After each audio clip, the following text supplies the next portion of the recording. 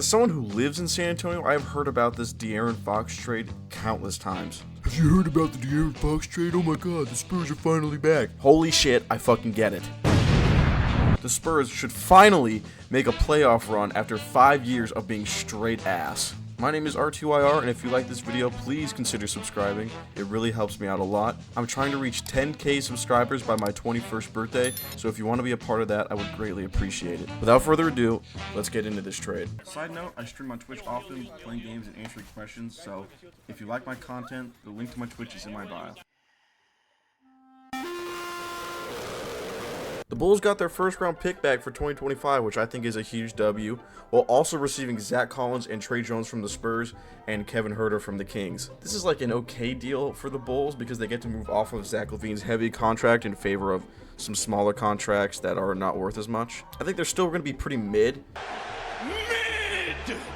They're really teetering on the line of missing the play-in in favor of the 76ers getting in on that 10th spot, but I think they're still going to end up missing it no matter what. Unless the Bulls use the power of fucking friendship and screw over any chances of getting a better pick. I think the worst part of the deal for the Bulls is taking on Kevin Huerter. He's kind of got bad stats for what he's being paid this year. He's been a super inefficient scorer this year, only shooting 30% from 3 and 52.4% true shooting, which is the lowest of his career. Another issue I have is the defense of the 3 players they added. The Bulls rank as the 24th defense using defensive rating, and this trade really doesn't help that. When the Spurs were losing a lot of games last year and Wemby was the only true defensive player on their team, Zach Collins and Tre Jones were like a part of that. Zach Collins and Tre Jones' defensive ratings are not that great, so they're not going to be much help improving the Bulls' defensive rating above 24th in the league. Kevin Huerter can be included in that too. His defensive rating is on par with Zach Collins and Tre Jones, so all 3 of them don't really amount to much on the defensive side of the ball. At best, I think this trade helps the Bulls lose more games, so maybe they can get a top 10 pick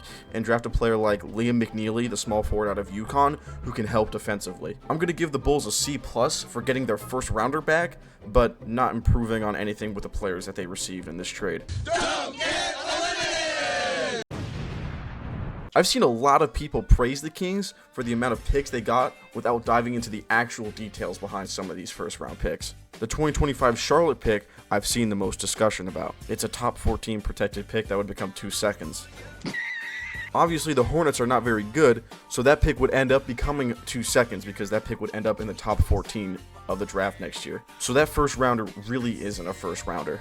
The second first round pick, the 2027 Spurs first round pick, is not going to be worth anything because the De'Aaron Fox and Wemby duo are going to be together longer than 2027. So that'll be like a super late first round pick. The 2031 pick from the Timberwolves is the only first round pick that could actually be worth something. And that one is a 50-50 because in 2031, who knows, the T-Wolves could still have Anthony Edwards or they could be rebuilding. Now the Kings receiving Zach LaVine is the more intriguing part of this. I can kind of see what they're going for, still wanting to compete while you have a decent roster.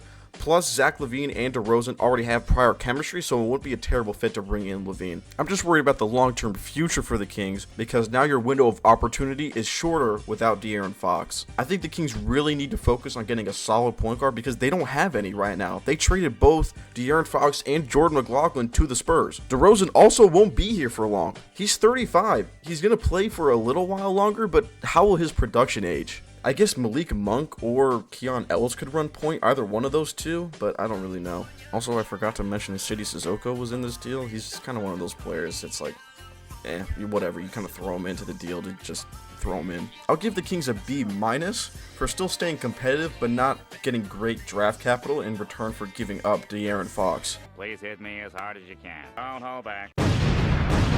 Last and certainly not least, the San Antonio Spurs get De'Aaron Fox and Jordan McLaughlin in a blockbuster move. Even though I'm a Warriors fan living in San Antonio, I've always had like a kind of a soft spot for the Spurs, so seeing them being the trade destination for De'Aaron Fox is super cool. The Spurs basically turned the Rob Dillingham trade into the De'Aaron Fox trade, which is insane. They got the 2031 Minnesota first round pick in that Dillingham deal. Obviously it wasn't the only first round pick in that deal, but it was a big part of that trade. This is a great move for the Spurs. The Western Conference is super competitive this year, and with this addition, they could play themselves into the play-in or higher if some teams fall.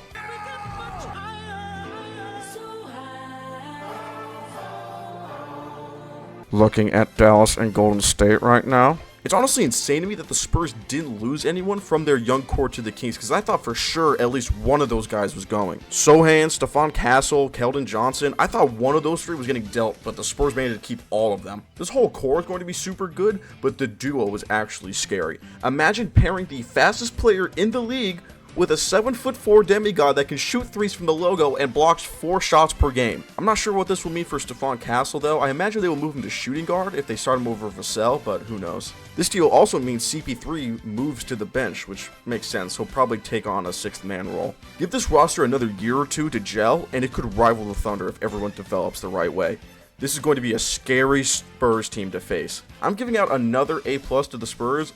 I know I just gave one to the Lakers, but both of these teams are making win now moves and not giving up a crazy amount to do it. On the screen are the grades I've given to each team. If you disagree with them, tell me about it in the comments. Keep in mind I'm just a guy on the internet with opinions. If you like this video, please subscribe and leave a like. I would be extremely grateful. And of course, thank you for watching the video.